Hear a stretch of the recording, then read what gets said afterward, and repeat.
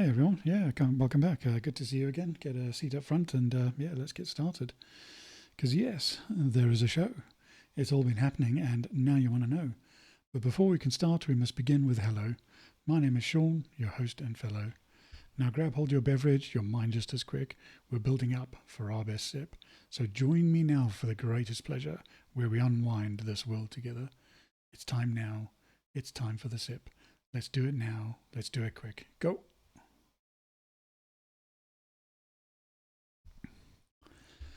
Ah, delicious. Well, there's a 48-year-old guy in Colorado called Charles Christopher Martinez who was arrested for allegedly robbing a U.S. bank in Denver. Nothing too unusual there, except he had already written and self-published an autobiography in 2018 called The Life of an Outlaw, where he detailed his previous bank heists, prison time, and gang connections in great detail. Police had no trouble identifying him from the surveillance photos and were quickly able to resolve the case. Moral of the story: you can't judge a crook by its cover unless you get caught robbing a bank. Meanwhile, over on Truth Social, Trump has has done a mega post regarding influencers. This time focused on some of them that are pulling MAGA in different directions. So that's Tucker Carlson, Megyn Kelly, Candace Owens, and Alex Jones, just to name a couple of them. Those are the ones he named, but I think there are more on the woke right, as they call it. So in 2024, when Trump was elected, MAGA was like in full swing at that point. So there was only one concept, which, as it were. So going into the election, everyone galvanized behind MAGA, and but really the real power behind the success was the podcast influencers. But then once MAGA got into power, then the dynamics changed. You're no longer a collective underdog and trying to get in. Now you were actually the ones in charge. So when a concept like MAGA becomes the default operating model, when you suddenly now become the operator, people quickly forget and they start to move down to the next level of sort of fracture, if you like. So everyone just becomes a bit too comfortable, and then they naturally start just pulling around these different differentiators in the group.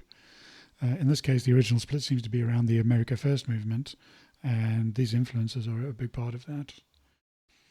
The main problem for me with this story is that it's the midterms, and no side is going to present two options and hope to win.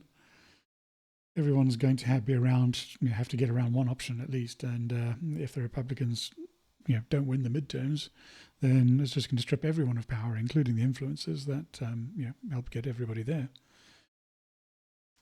After the midterms, though, it's anybody's guess. So 6 months, it's a long time, and it's not a long time at all. It's a bit strange that we're already 4 months into the year and no one's really talking about elections and electioneering yet. It's just arguing amongst each other about something that can't really be resolved in midterms. It's going to have to play out in afterwards. So yeah, that's basically what seems to be the take there from my side, at least. It's people are being pulled in all sorts of directions, but there does need to be a unified front. Meanwhile, on X, Owen Gregorian is reporting that Sean Hollister of The Verge is reporting that DJI is banned from the United States and nobody is coming to save you. What happens when DJI, the world's leading maker of drones, is no longer welcome in the US? You might think that other drone makers would see a huge opportunity with their competitors out the picture, and that didn't happen. In 15 months since the United States triggered an automatic ban on future DJI products, no company has rushed to serve the consumer, prosumers, or photographers, videographers, farmers, surveyors, and more that use the DJI gear. Instead, US drone makers are largely focused on the more lucrative opportunity.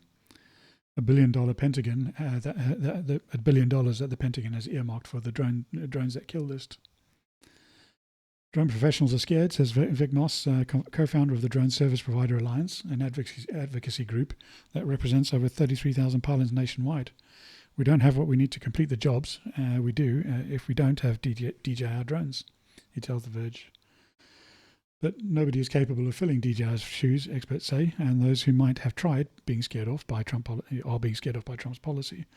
It's not actually Trump's policy specifically; it's actually from the NDAA, Congress, and the FCC. They're the ones that mandated it about 18 months ago, I think it was. So it started. So one company called 00 did try to gain a foothold, and have also pretty much been blocked by the laws. The only options really are to sue or to start manufacturing locally in the States. It sounds like they've given some indication that they might contemplate the option, but there's no firm commitment yet. Unlike 00, though, a company named Anti-Gravity managed to thread the needle. On December 3rd, it put the world's first 360-degree drone on sale at Best Buy, exactly halfway through the window between the government shutdown and the foreign drone ban. The FCC processed the paperwork in November, and 5 days after it got back to work.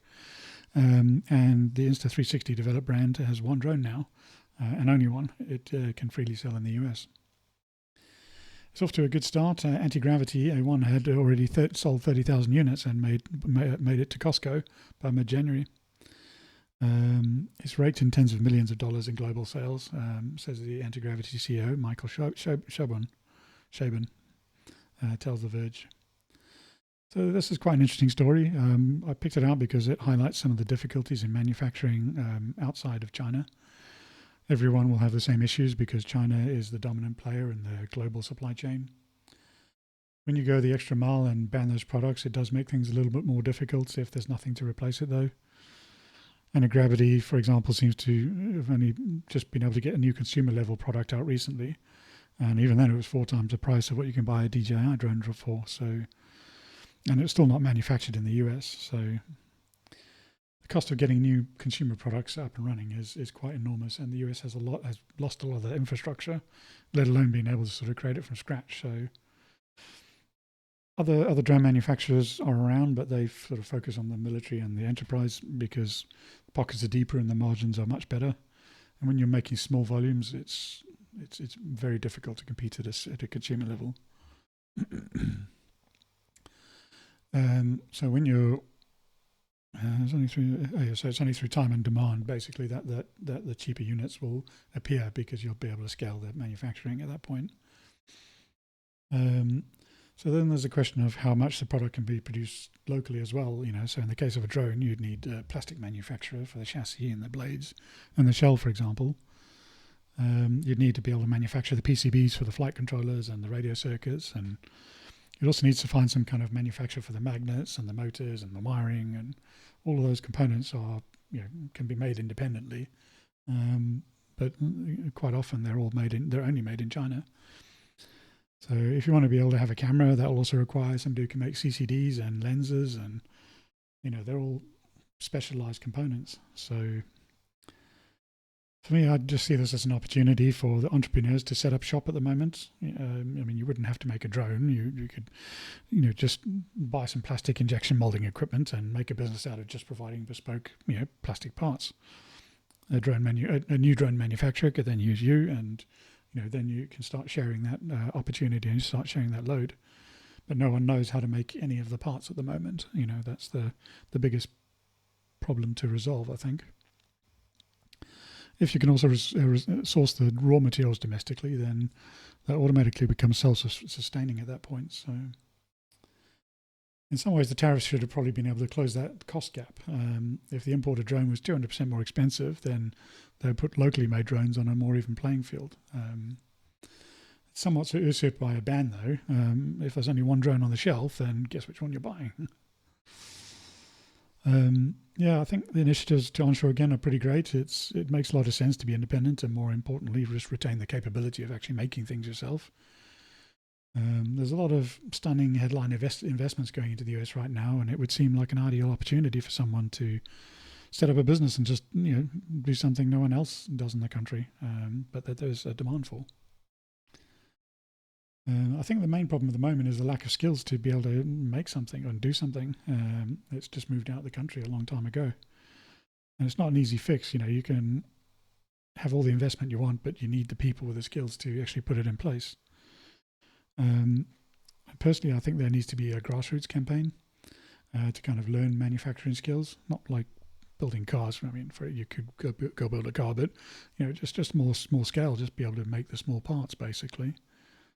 Whether that's whether you sort of get interested in pottery, or to learn to make ceramics, or if you do blacksmithing to work with metal. The next step on the ladder then is going to be commercialization. How do you sort of take that to market and ramp up scale basically? But actually understanding the material, understanding the product, and getting there something physical in the first place is half the battle. That's part of the step that people are going to have to go through to get to the full manufacturing. Even if it's just small scale, having 10,000 people who can forge small batches of specific items will just lead to a better supply. It's better than nothing basically. And an old saying also comes to mind, teach a man to fish and he'll feed himself for life. Give a man your fishing pole and he and his family will eat much better than you and your family for life. And finally, I'll just say, finally I've come to the end of my notes, and I'll just say that, make a habit of being a lifelong learner. Develop new skills and push yourself out of your comfort zone. Build up a network of people who can help and support you in what you do. And you may be surprised how your life can change. Please make sure to comment, and subscribe. And all I'll say is see you later.